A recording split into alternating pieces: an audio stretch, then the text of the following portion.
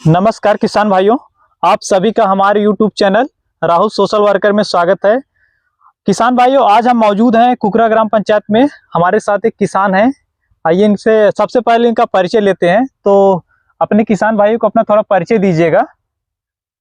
जी, मेरा नाम नंदलाल मौर्य। जी मैं ग्राम कुकरा का रहने वाला हूँ। जी।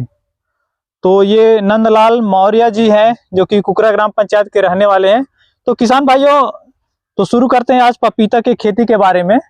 तो पपीता एक ऐसा पदार्थ है, यानी एक ऐसा फल है जो कि हमारी सेहत के लिए बहुत ही लाभदायक होता है। इसमें प्रचुर मात्रा में विटामिन ए पाया जाता है जो कि आँखों की रोशनी को बढ़ाने में काफ़ी मदद करता है। तो पपीते की खेती के बारे में बात किया जाए तो इसके लिए अगर मिट्टी देखा जाए तो हल्की दोमट मिट्टी से लेके दोमट मिट्टी सबसे अच्छी मानी जाती है, जिसकी उचित जल निकास हो, यानी इसमें पानी का रुकाव या ठहराव नहीं होना चाहिए।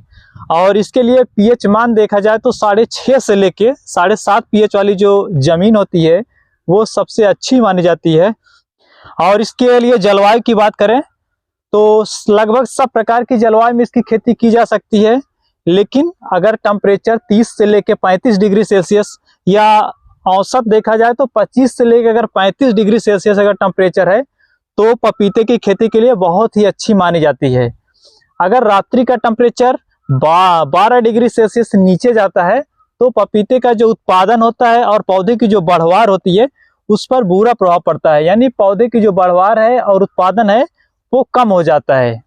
इसके अलावा पपीते की बहुत सारी प्रजातियां हैं जो कि उगाई जाती हैं, जैसे कि कोयम्बटूर 1 हो गया, कोयम्बटूर 2 हो गया, 3 हो गया, 4 हो गया। ऐसे ही कोयम्बटूर 1 से लेके 8 तक का जो सीरीज होता है वो पपीते की प्रजाति के लिए अच्छा माना जाता है। इसके अलावा पूसा डिलीशियस हो गया, पूसा मेजेस्टी हो गया, कुर्ग हनी ड्यू हो गया, सनराइज सोलो हो गया, रेड लेडी हो गया। तो किसान भाइयों, रेड लेडी की अगर बात करें तो ये ऐसी प्रजाति है जो कि हमारे लिए, हमारी खेती के लिए बहुत ही अच्छी मानी जाती है। और इसके एक पौधे से औसत अगर उपज देखा जाए तो 60 से लेकर के 70 किलोग्राम उपज प्राप्त होता है। इसके अलावा पपीते की एक प्रजाति होती है पूसा नन्हा, जिसको बौनी प्रजाति बोला जाता है, यानी इसके जो पौधे की साइज होती है यानी बढ़वार है बहुत ही छोटा होता है। और इसके लिए स्पेसिंग विशेष रूप से लगभग 1.25 से लेकर के 1.25, यानी पौधे से पौधे की दूरी लगभग 1.25 से 1.25 रखते हैं। तो किसान भाइयों, जैसा कि मैंने आपको बताया कि ये इनके खेत में ये रेड लेडी वैरायटी है जो कि बहुत ही अच्छी प्रजाति मानी जाती है। ये देखिए इनका पूरा ये पपीते का जो है फार्म है।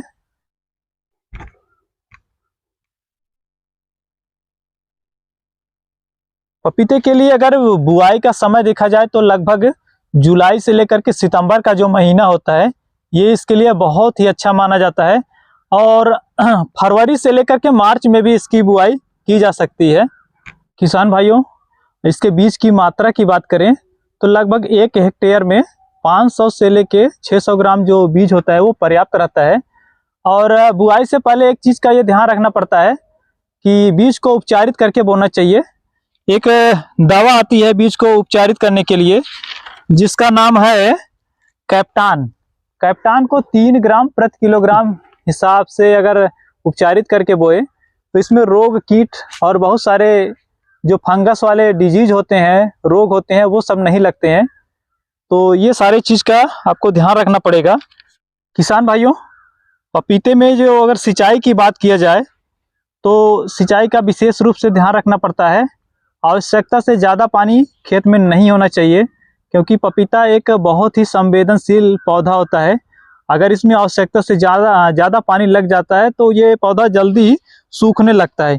इसके अलावा पपीते को पाले से भी बचाना पड़ता है, तो सर्दियों में विशेष रूप से ध्यान रखना पड़ेगा कि इसको पाले से बचाया जाए। और पपीते की पौध रोपण के बाद तुरंत ही सिंचाई कर देना चाहिए। और हमेशा कोशिश ये करना चाहिए कि पौध का जो रोपण है वो शाम के समय करना चाहिए, जो कि काफ़ी अच्छा माना जाता है। किसान भाइयों, और इसके तुड़ाई और उत्पादन की अगर बात किया जाए तो पौधा लगाने के लगभग 1 से 1.5 साल में उपज प्राप्त होना शुरू हो जाता है। और एक पौधे से अगर उपज की बात किया जाए तो लगभग 40 से लेकर के 70 किलोग्राम प्रति पौधा उपज प्राप्त होता है। और पपीते से एक ऐसा पदार्थ बनाया जाता है जिसको पपेन बोलते हैं। तो आपको हम बताते हैं पपेन कैसे बनाया जाता है। तो पपेन जो है हरे और कच्चे पपीते से तैयार किया जाता है।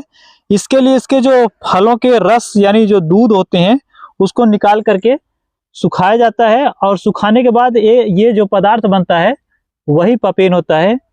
तो पपेन का हमारे दैनिक जीवन में बहुत सा उपयोग है, जैसे कि प्रोटीन पचाने के काम आता है, पेय पदार्थों को साफ करने में इसका उपयोग किया जाता है, च्युइंगम बनाने में इसका उपयोग, इसके अलावा पेपर के जो कारखाने होते हैं उसमें उसका उपयोग किया जाता है और दवा के जो फैक्ट्री होती हैं यानी दवा निर्माण में भी इसका उपयोग किया जाता है।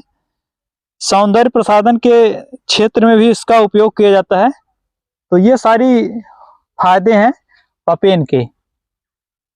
तो किसान भाइयों, अभी हमने आपको पपीते की खेती के बारे में बताया कि मिट्टी कैसी होनी चाहिए, जलवायु कैसा रहता है और सिंचाई कब कब करते हैं, कितनी उपज प्राप्त होती है, कौन कौन सी वैरायटी इसके लिए सही रहती है। तो सारा चीज़ हम लोग चर्चा कर चुके हैं। तो इस तरह से पपीते की जो खेती है वो यहाँ पे हम लोग समाप्त करते हैं। तो बहुत ही अच्छा लगा आपसे बात करके पपीते की खेती के बारे में। और फिर ठीक है, मिलते हैं किसी नेक्स्ट वीडियो में। धन्यवाद।